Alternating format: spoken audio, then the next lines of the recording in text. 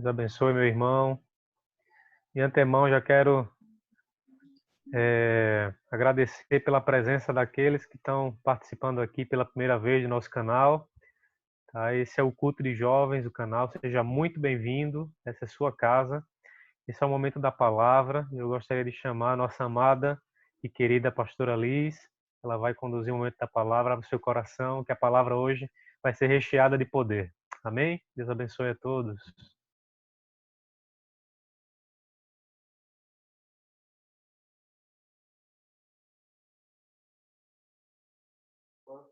Alô? Tá?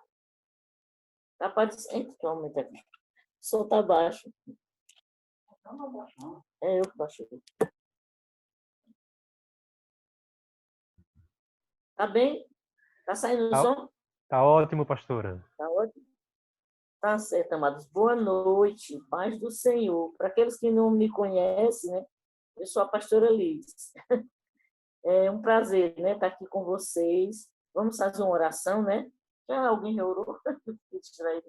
Então não precisa nem orar, né? Já está orando. Vamos já começar a palavra. Vamos abrir a palavra em 1 Reis, né? 1 Reis, capítulo 19. Falar um pouquinho sobre Elias, né? Às vezes as pessoas erram, dizem 1 Reis. Quando você fala primeira, é quando são as cartas. Né? Eu sei que a maioria sabe, mas às vezes passa despercebido, né? Quando 1 Coríntios, que é uma carta, aí é primeira, né? Mas aqui é primeiro porque é um livro. É o primeiro livro dos reis. Amém? Capítulo 19, a partir do versículo 1. Nós vamos ler a princípio só até o 7. Eu estou com a Bíblia aqui, né? Se o pastor colocar aí para vocês. Vamos ler 19, né? 1 Reis 19, do 1 ao 7. Vamos ler aqui. E Acabe fez saber a Jezabel tudo quanto Elias havia feito, e como totalmente matara todos os profetas à espada. Então Jezabel mandou um mensageiro a Elias a dizer-lhes: assim me faça os deuses e outro tanto, se de certo amanhã, a estas horas, não puser a tua vida como a de um deles. O que, vendo ele, se levantou e, para escapar com vida, se foi e veio a Beceba, que é de Judá, e deixou ali o seu moço. E ele se foi ao deserto, caminho de um dia, e veio e se assentou debaixo de um zimbro e pediu em seu ânimo, né? Eu acho que em seu interior, né? A morte, e disse: já basta, ó Senhor, toma agora a minha vida, pois não sou melhor do que meus pais. E deitou-se e dormiu debaixo de um zimbro. E eis que então um anjo o tocou e lhe disse: levanta-te e come. E olhou, e eis que em sua cabeceira estava um pão cozido sobre as brasas, e comeu e bebeu e tornou a deitar-se. E o anjo do Senhor, pela segunda vez, e o tocou e disse: levanta-te e come, porque muito comprido te será o caminho. Amém, amados? Pode tirar o texto da tela. Amém? Esse texto é bem interessante, porque fala de uma situação em que o profeta, que no capítulo anterior, nós vemos que o profeta tinha acabado de sair de uma grande vitória. O profeta tinha acabado de sair de uma grande vitória, né? Todos conhecem essa história, que ele fez um desafio lá para Acabe, né? E para o deus pagão, Baal, para que o Deus que se manifestasse lá seria o Deus Todo-Poderoso. Na verdade, Baal, né? As pessoas que seguiam Baal, Acabe com todos os seus profetas, seus falsos profetas, estavam lá e invocavam o Deus deles, e o Deus dele não se manifestava, e eles até zombou deles, achando que ele estava dormindo, ele poderia estar fazendo um lanchinho, qualquer coisa assim, né? E ele não aparecia, os deuses não apareciam, foi quando Elias fez uma oração e a presença, ele colocou a água, né, no altar, ele preparou o primeiro altar, né? Quando você quer encontrar o Deus Todo-Poderoso, você tem que ter um altar na sua vida. E Elias fez isso. Ele reparou o altar, consertou o que estava errado, colocou as pedras, colocou aquela água, porque naquele momento era algo muito precioso a água, valeria mais do que ouro, mais do que qualquer outra coisa. E ele ofereceu aqueles baldes de água, aqueles depósitos de água, encheu de água, e naquele momento que ele fez aquela oração, o Senhor manifestou o seu poder, liberou um fogo do céu que veio e lambeu toda a água, quer dizer que enxugou, toda aquela água desapareceu. E em seguida fala que o profeta Elias foi lá e acabou com aqueles falsos profetas todos, matou todos eles. E quando Jezabel soube da notícia, ela ficou muito indignada. Ela era uma bruxa, né? Era uma bruxa terrível, a mulher. E mandava no Acabe, né? Então ela ficou muito zangada, muito zangada. E ela diz assim, esse aqui que a gente acabou de ler. Ela mandou um recado para Elias, o recado era o seguinte: assim me faça. Agora eu achei interessante que ela se amaldiçoou, que ela disse assim: assim me faça, é igual foi feito com os profetas, ou muito mais, se ela não matasse Elias. Interessante que às vezes a gente passa despercebido e não presta atenção no que ela acabou de se amaldiçoar. E foi o que aconteceu com ela, né? Na morte dela foi uma coisa terrível, né? Sabe, lá para frente, que na morte dela foi uma coisa terrível, que diz que ela ficou tudo misturado com a terra, o sangue misturado com a terra, não ficou nada, foi numa situação pior do que os falsos profetas tinham sido mortos por Elias. Aconteceu isso mesmo, né? Então, Elias, naquele momento, eu falei esse acontecimento aqui, né, dessa vitória muito grande que ele tinha ganho contra Acabe, contra aquelas pessoas que a palavra do Senhor diz que Acabe era um rei muito, muito errado, fazia as coisas, foi um dos piores reis daquela época, né? Fazia tudo para desagradar a Deus.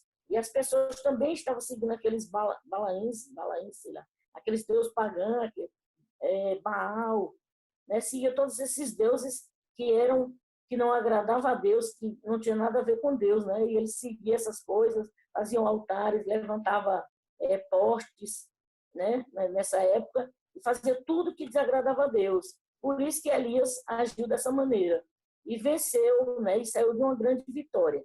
Agora é interessante falar que sempre que a gente conquista alguma coisa grande, muitas vezes as pessoas não sei o que tem dentro da gente, que às vezes a pessoa fica deprimida. É como se a gente descobrisse que essas coisas materiais realmente elas não passam de coisas passageiras, né? A gente conquista, é muito bom aqui na Terra a gente fazer concursos, conquistar coisas, né? Comprar, adquirir, mas quando você adquire, você fica feliz, agradecer a Deus. Mas existem pessoas que são capazes de entrar numa depressão, né? Quando conquista alguma coisa. Vê os artistas, né? Muitas vezes artistas bem famosos. Eu já ouvi falar até o pobre, né? O padre, eu falar o padre, falei o pobre. Aquele padre Marcelo, pelo sucesso que ele adquiria, de vez em quando ele entrava em depressão, né? Michael Jackson, esses artistas, todos eles entram em depressão quando conquista a fama, né? Muitas vezes a pessoa tem que usar droga para poder conviver com sucesso, conviver com coisas muito grandes. Então, nós temos que ter muito cuidado e muita sobriedade quando a gente conquista as coisas, para saber agradecer a Deus, saber de onde é que vem, para que a gente não entre numa depressão, né? Alguma coisa, um vazio acontece no coração da gente, alguma coisa de errado, que a gente, aquilo ali não está resolvendo nada. Então, ao mesmo tempo, eu fiquei pensando, será que Elias ficou assim, tão deprimido? Foi porque a gente também gosta de elogios, né? Porque Deus, em seguida, não fez assim os grandes elogios? Eu fiquei conjecturando, né? Será que não foi por isso? Porque eu vejo o Dante, é bem engraçado, né? Ele joga a bola e quer que a gente aplauda. E, parabéns, você conseguiu. Ele ficou todo feliz, né? Até do ser humano gostar de receber elogios. E a gente vê a situação que Elias começou a sentir coisas estranhas, né? E ele começou a ficar deprimido. De repente, ele resolve, aqui no versículo 10 é bem interessante, né? Que ele diz assim, e ele diz, tenho sido muito zeloso pelo Senhor Deus dos exércitos, porque os filhos de Israel deixaram o teu conserto, derribaram os teus altares, mataram os teus profetas à espada, e eu fiquei só, e buscam a minha vida. Quer dizer, ele começou a ver tudo negativo, de repente ele tirou os olhos do Senhor, né, que ele vivia encontrando o Senhor, buscando o Senhor, consagrando sua vida a Deus, para se tornar mais forte, para tudo aquilo que ele já fez, né? Voltando os outros capítulos, você vai ver, ele pede fogo do céu e fogo do céu vem, ele alimenta aquela viúva, né, que está passando necessidade, várias coisas acontecem importantes, ele ressuscita, né, através do poder de Deus, ele ressuscita um garoto, que ele também tinha profetizado que a mãe seria mãe, depois o menino morre. Aconteceu várias coisas boas que ele fez, né? E ele é uma pessoa que tinha, né, como diz o ministro Moro, tinha uma biografia. Ele tinha uma biografia respeitada, né?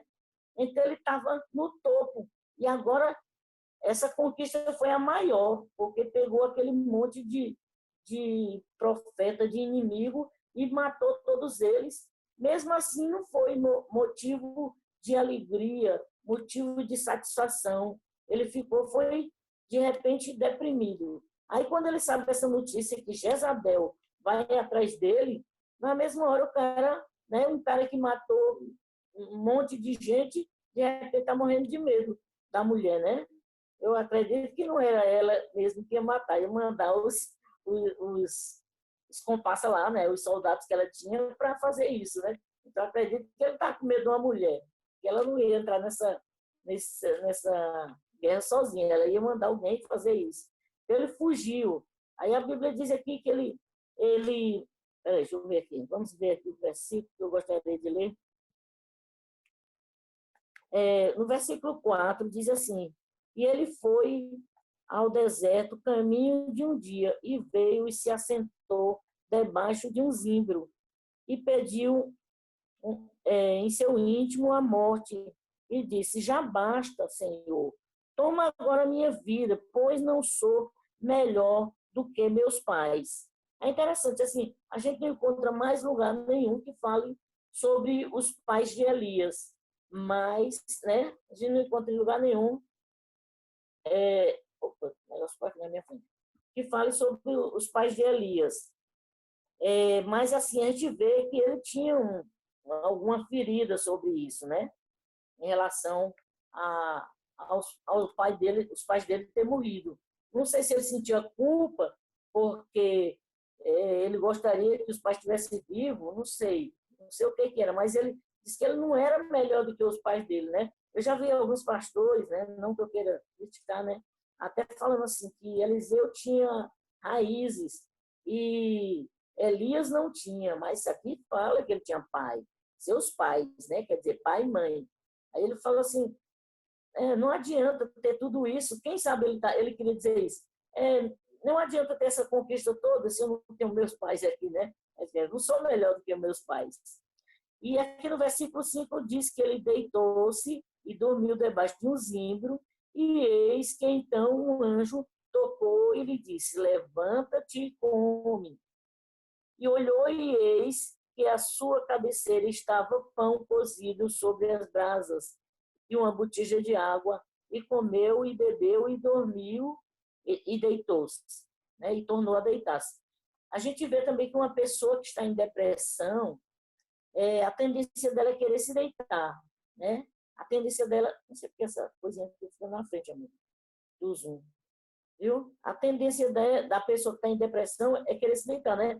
Então o anjo chega lá, leva comida para ele e tudo, e assim, eu me lembro, né? Maria, quando o anjo foi falar que ela ia ter um filho, aí ela, um anjo, né? Faz aquele espetáculo todo. Ele vê um anjo, não está nem aí. Aí Ah, tá, obrigada aí. Obrigada aí por esse meltdown aí. Come rápido e dorme de novo. Não tá nem aí, né? É próprio de uma pessoa que está em depressão. Não quer papo nem com anjo, né? É interessante, quando a gente está com depressão, é uma coisa horrível, né? Nem anjo a pessoa quer papo. E aqui no versículo 7 diz assim, que o anjo do Senhor tornou a segunda vez e tocou e disse, levanta-te, come, porque muito comprido será o caminho. E novamente a gente vê, né? O anjo volta, vai tirar. O anjo volta com o alimento novamente, mas dessa vez vem com a cobrança, né? Dessa vez ele não vem só dar comidinha para ele se recuperar, né? Vem, ó, vai comer agora, mas vai ter uma grande viagem para você. E o anjo, aí Elias come, né? E diz a Bíblia aqui que ele levantou-se e foi o caminho, né? Deixa eu ver, levantou-se, pois, e é o versículo 8, se quiser colocar. Levantou-se, pois, e comeu, e bebeu, e com a força daquela comida caminhou 40 dias e 40 noites até Horebe, monte de Deus.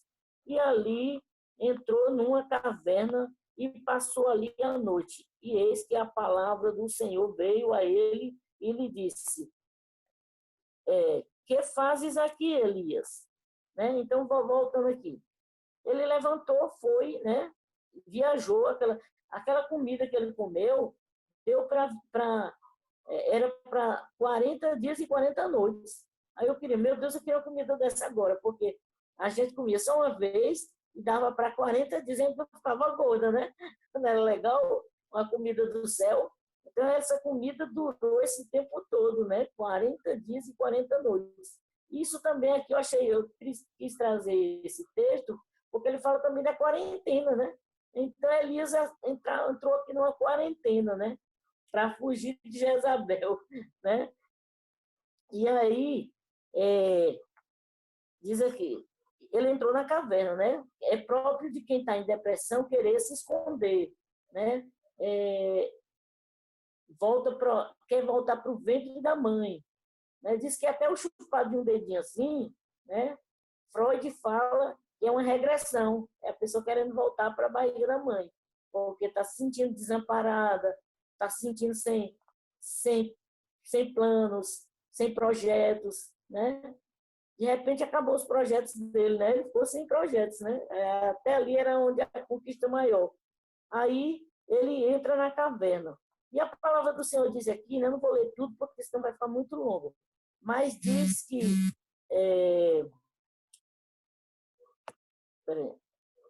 sim, aí aqui novamente no versículo 10, né, ele faz aquela queixa toda, né? É próprio de quem está deprimido, né? Quando é sorte do deprimido que ele consegue botar para fora, porque tem uns que não sabem nem saber, ele, na verdade não sabe nem por que está deprimido, né? Que é um caso mais sério esse. Que a pessoa ainda vai ter que ir para o psicólogo, para o psiquiatra, investigar onde está escondida a ferida, o que é, né? Mas quando você já sabe por que está assim, você chega aquele momento, aquele confronto com Deus, que a pessoa realmente vai abrir o coração. E aquele abre o coração para Deus no versículo 10, no versículo 14 ele vai repetir a mesma coisa, que ele está revoltado, né? O que a gente vê aqui no versículo 10? Eu vou ler, mas nem precisa botar na tela para a gente ficar, a comunicação ficar melhor. E ele disse, tenho sido muito zeloso pelo Senhor, Deus dos exércitos. Quantas vezes nós reclamamos, eu faço tudo para Deus direitinho, né? A Zaf falou isso também. Eu faço tudo para Deus direitinho, as coisas não dão certo para mim. Eu me mato de trabalhar e os outros não trabalham, né? Maria e Marta também teve essa questão, né? Por que eu fico aqui me matando e a outra não faz nada, né? Então a pessoa começa a se queixar do outro, né? Porque os filhos de Israel deixaram o teu conselho. Ele também é voltado. Quando a gente tira os olhos do Senhor e começa a ver o defeito das pessoas, a gente começa realmente a se afastar de Deus. Aí ele reclama do povo de Israel, que derrubaram os altares, mataram os seus profetas, a espada, né? Então ele esqueceu até de um cara, né, chamado Obadias, que esse Obadias salvou 100 profetas, né? Então, quando a gente está deprimido, não vê nem as qualidades, né? logo atrás, né, no capítulo atrás, você vai ver que Obadias foi um cara que escondeu lá de Jezabel, de Acabe, né, e alimentou 100 profetas. Alimentou 100 profetas e salvou a vida deles, profetas de Israel. Então, ele nem lembrava disso, que esse Obadias até comentou com ele, né, que tinha feito isso. Mesmo assim, nesse momento, ele está esquecido, não lembra de nada, né? E ele diz assim, derrubaram os seus altares, mataram os seus profetas, a espada. E eu fiquei sozinho. Então, a pessoa deprimida também, ela sente só. Ela sente que ninguém liga para ela, que ninguém gosta dela, que ela está sozinha nesse mundo, que os problemas dela só ela pode resolver sozinha, e que mais ninguém pode fazer nada. E aí ele se questionou novamente. E agora, para completar, depois que eu faço tudo isso, em vez de eu receber um monte de elogio, né, ser aplaudido e fazer, né, Deus fazer um monte de coisa aí melhor para mim, aí a mulher atrás de mim, né, querendo me matar. Aí não dá, né? Ninguém aguenta isso, né? Então ele estava arrasado com essa situação toda. Eu vou ler aqui um pouquinho mais para frente, é porque o texto é muito grande, eu não consegui, na minha cabeça aqui, captar tudo, né? Eu tenho que dar uma lidazinha para a memória vir trazendo tudo, né? Mas o que eu quero falar mais aqui é sobre depressão, que mesmo uma pessoa como Elias, com toda a sua biografia, né? Com todo o seu status, o seu valor que ele tinha, ele estava desse jeito. Então, isso pode acontecer com qualquer pessoa. Pode acontecer com um pastor, pode acontecer com uma pessoa bem sucedida na vida. Pode acontecer também com uma pessoa que não é bem sucedida na vida. Então, a depressão é uma coisa terrível, né? Ela vem para... realmente é como o diabo, né? Vem para matar, para roubar e para destruir, né? Por isso que muitas pessoas, quando ficam com uma depressão muito forte e não têm uma ajuda, elas podem até se suicidar, né? Mas aqui no caso de Elias não era isso. Ele queria que Deus tirasse a vida dele. Ele não pensou em se suicidar, né? Ele era um homem de Deus e sabia disso. Mas ele queria que Deus tirasse a vida dele. Ele desejou isso. Eu vou ler aqui um pouquinho o versículo 11 para poder minha cabeça aqui melhorar. Versículo 11. E ele disse, sai para fora e põe-te neste monte perante a face do Senhor. Então, o anjo tem esse encontro com ele e manda ele sair para fora, né? Eu lembrei de Lázaro. Lázaro, sai para fora, né? Aqui no português a gente dizia que está ela, né? Sai para dentro é que não é, né? Sai para fora, né? Então ele disse que ele saísse para fora e ele sai.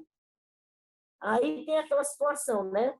Que veio o vento, que veio o terremoto, né? Que veio o que mais, meu Deus? Peraí. Eu vou ler porque fica melhor. E eis que passava o Senhor como um grande e forte vento. Quer dizer, todo mundo diz, não era Deus não, mas era como, né? Foi Deus que mandou esse vento, né? Aí Deus manda aquele vento, né? Como um vento. E fendia os montes e quebrava as penhas diante da face do Senhor. Então, vento terrível. Nem toda vez que a gente vê uma tempestade, é o diabo. Não. Aí, nesse caso aí, foi Deus mesmo. Queria chamar a atenção de Elias, né? Porque Elias conhecia essa linguagem da coisa grosseirona, né? É fogo do céu, né? É terremoto, é coisa assim, né? Daí era da personalidade dele, profeta assim, meio violento, né? Então, Deus quis falar com ele assim, a princípio. Porém, o Senhor não estava no vento. Quer dizer, ele mandou o vento todo e não estava no vento. E depois do vento veio o terremoto. E disse que também o Senhor não estava no terremoto, né? Ele mandou o terremoto, mas não estava nele. E depois do terremoto, um fogo. Porém, também o Senhor não estava no fogo. E depois do fogo, uma voz mansa e delicada. E sucedeu que, ouvindo-a, Elias envolveu-se o seu rosto numa capa e saiu para fora e pôs-se à entrada da caverna. E eis que veio a ele uma voz que dizia, que fazes aqui, Elias? Eu acho interessante, né? Ele manda, vá para um lugar tal. Ele diz, aqui no versículo 9, ele falou a mesma coisa. Que fazes aqui, Elias? Vai. Ele quer sempre que ele vá mais para frente, né? Que fazes aqui, Elias? Aí interessante, né? Que ele passou por essa situação toda e de repente vem uma palavra mansa, vem uma brisa E assim, Deus falou no meu coração, eu não sei se realmente é verdade, mas foi uma coisa que Deus falou no meu coração, é que essa parte assim, violenta, toda, lembra bem o Velho Testamento. E essa parte mansa lembrou Jesus. Eu pensei assim, como a gente sabe que Elias é um tipo da igreja, né? Que ele vai subir, como a gente vai subir, sem morrer, né? Então, é um tipo da igreja. E aqui eu via que era como se estivesse profetizando para Jesus, lá para frente, que vai vir um tempo, que vem uma brisa mansa, que vem um que fala diferente, né? Ele só era bravo com os fariseus e com o mar, né? Para o mar se abrir, para o mar acalmar. Mas assim, com as pessoas ele era manso, humilde, suave. Era a própria brisa maravilhosa. Então, foi isso que eu percebi nessa leitura. E no versículo 13 aqui diz, e sucedeu que ouvindo Elias, envolveu... esse sobre a capa, né? Que eu já falei. Então, ele saiu do buraco lá. Outra coisa, toda vez que você está deprimido, que você está num buraco, o Senhor vai te buscar lá no buraco que for. Né? Porque ele disse, se você estiver no fundo do mar, ele vai te ver. Onde quer que você esteja, o Deus Todo-Poderoso vai te buscar lá.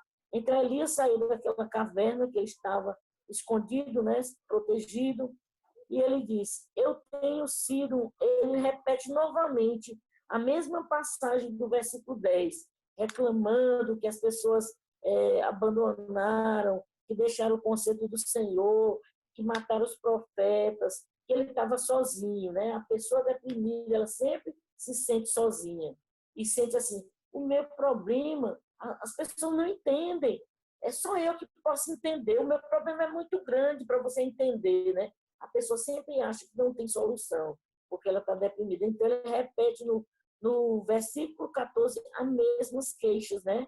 Repete para o Senhor. Vamos ver a resposta, né? Porque eu já li 2 vezes isso. O versículo 15 diz, e o Senhor lhe disse, vai, volta pelo teu caminho para o deserto de Damasco, e vem e unge a Azael, rei sobre a Síria. Então, aqui, Deus começa a fazer assim. Quando você... eu acredito que depois dessa visitação toda de anjos e tudo isso que Elias passou, Elias já estava curado e não sabia. E aqui ele já prepara um novo projeto para Elias, porque ele quer levar Elias. Mas ele não vai levar Elias e não deixar os seus sucessores, né? E ele começa a preparar rei para um lugar, rei para outro, Eliseu para outro, né? Ele diz assim, peraí. E o Senhor lhe disse, vai e volta pelo caminho para o deserto de Damasco. Vem e unge Azael, rei sobre a Síria. Também a Jeú, filho de Nissim, ungirás rei de Israel. E também Eliseu, filho de Safate, de Abel-Meolá, ungirás profeta em teu lugar. E há de ser que o que escapar da espada de Azael, matá-lo-á Jeú. E o que escapar da espada de Jeú, matá-lo-á Eliseu. Também eu fiz ficar em Israel 7.000, todos os joelhos que não se dobraram a Baal, e toda a boca que não beijou. Interessante, né? Ele não sabia disso. E Deus tinha 7.000 pessoas que não se dobraram a Baal. Quando você está em depressão, quando você está problemático, você não consegue ter uma visão, a visão de Deus. E aí Deus aqui já abre um leque para ele ver que tinha tudo preparado, que tinha 7.000 pessoas que não beijou Baal, 7.000 pessoas que não se dobrou perante Baal, né? Então, precisamos ter muito cuidado para a gente não acreditar na voz do diabo. Jezabel manda um recado, a gente já vai acreditando, né? Aí já vai. Quando você recebe uma palavra de maldição, quando você recebe uma palavra negativa e você acredita nela, você começa a entrar numa situação inferior, de depressão, ou outra coisa qualquer, né? Anos 90, a gente falava muito sobre estresse, né? As pessoas, eu estou estressada, eu estou com estresse, eu estou com estresse. Hoje a gente fala mais depressão, que já é pior, né? Mas, assim, essa palavra estresse é tirada da engenharia civil, né? Diz que foi um engenheiro civil que ele falou quando uma viga não suportava um certo peso, ela quebrava.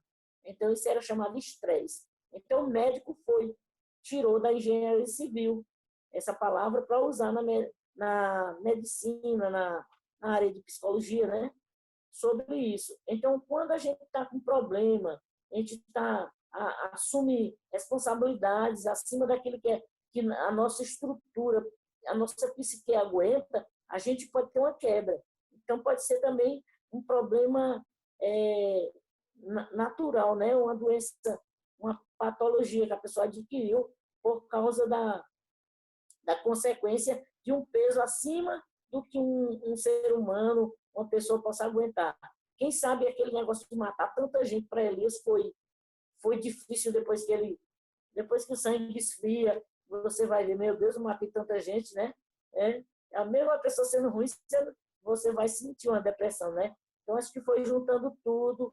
O medo, né? O medo também é algo muito perigoso, né?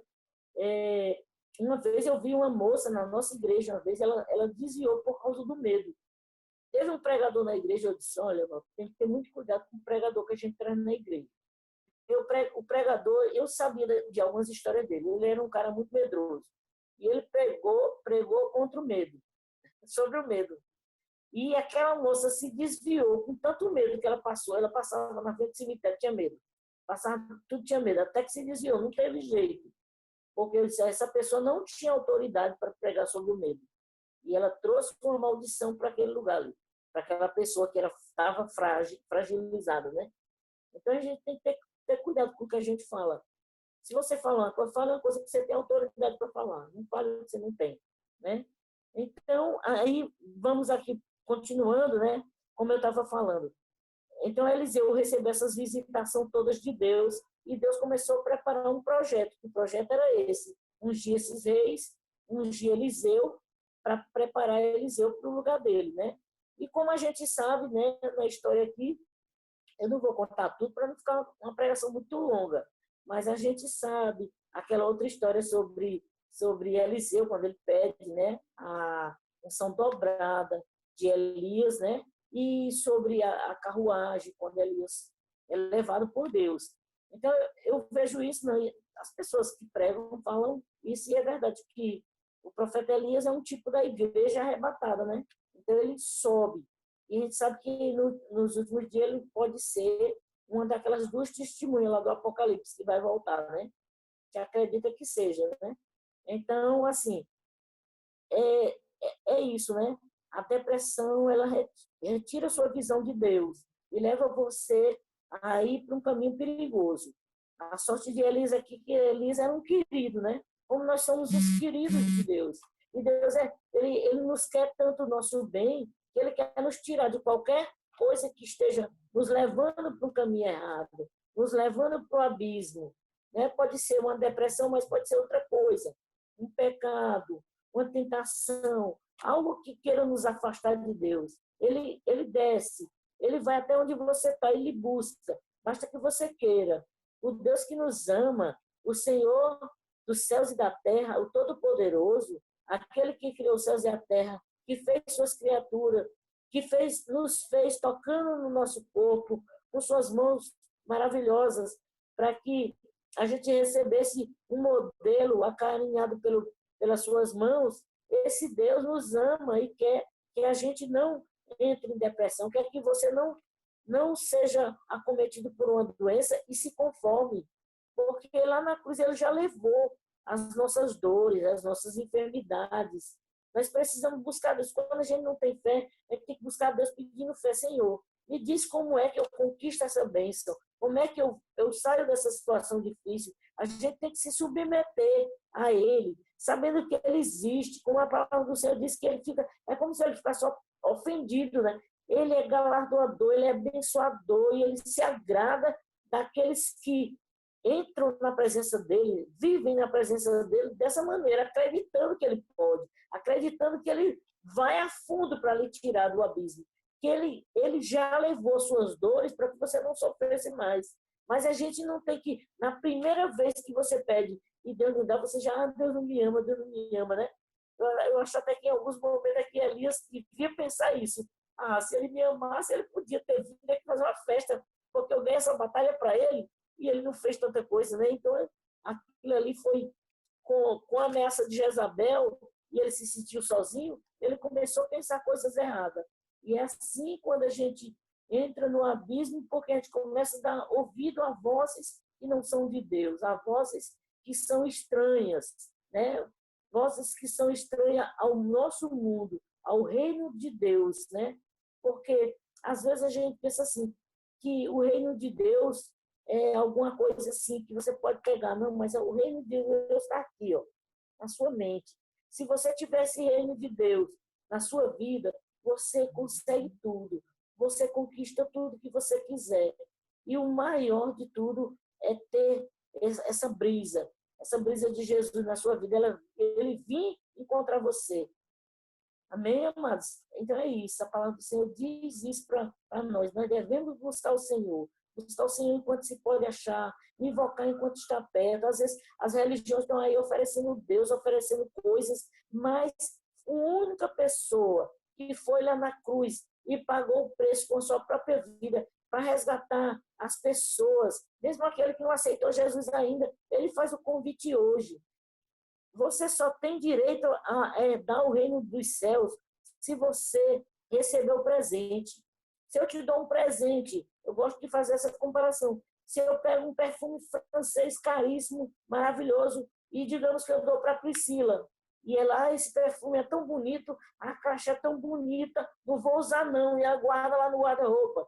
É a mesma coisa de uma pessoa que acha, Jesus é tão bom, Jesus é tão maravilhoso, ele foi para a cruz, isso e aquilo, mas nunca entregou a vida a Jesus, nunca teve coragem, porque ama mais os ídolos de Baal, ama mais as coisas que são feitas pelo homem.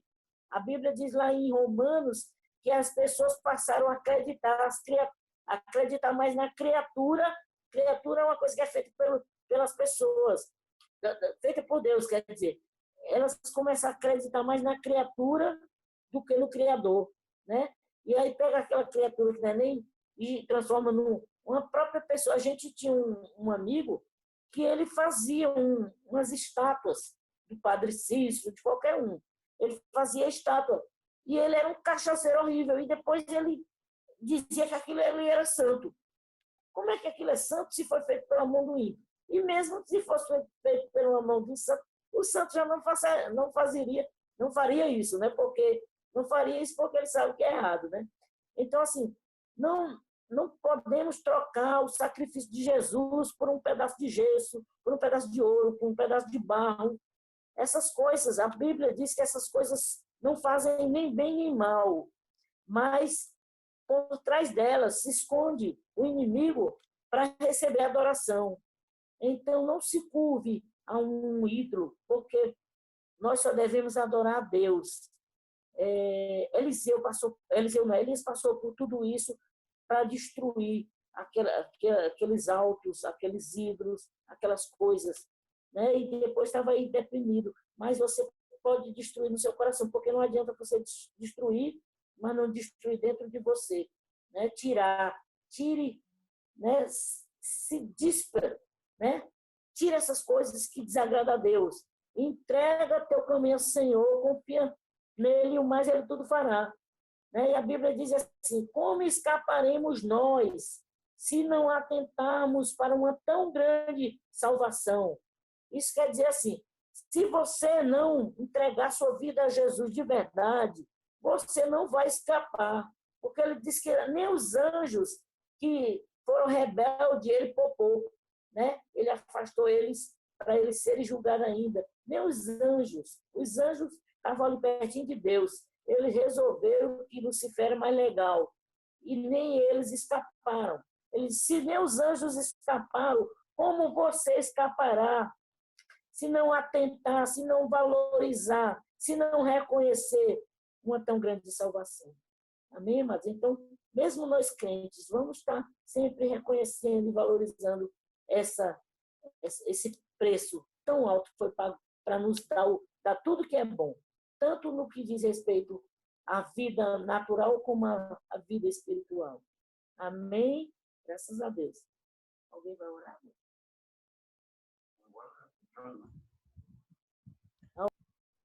Amém, amados. Glória a Deus, né? Que mensagem poderosa.